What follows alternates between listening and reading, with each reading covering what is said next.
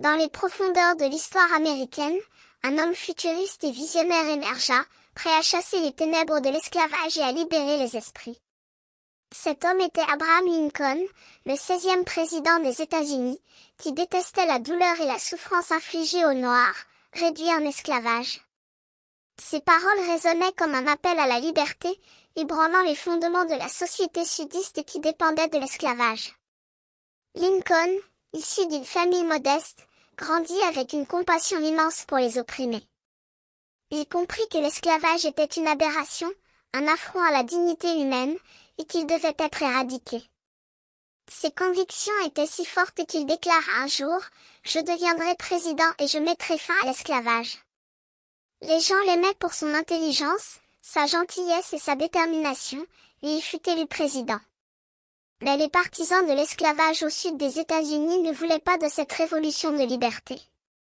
Ils détestaient Lincoln et ses paroles, car ils savaient qu'il mettrait fin à leur système de domination.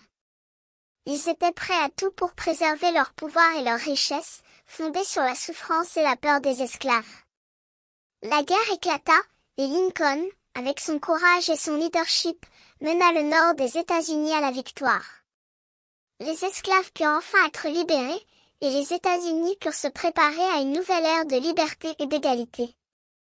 Lincoln contribua au développement des États-Unis de nombreuses manières, notamment en établissant la monnaie nationale, en créant le système ferroviaire et en réorganisant l'armée.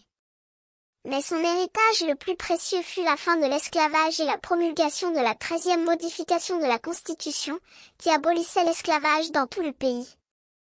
Aujourd'hui, Lincoln est toujours respecté pour son courage et sa vision, et son héritage continue de inspirer les Américains à lutter pour la justice et la liberté.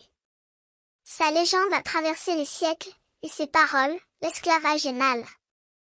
Ne détestez jamais les gens en fonction de leur couleur de peau, reste un appel à la conscience humaine, rappelant que l'égalité et la dignité sont des droits fondamentaux de tout être humain.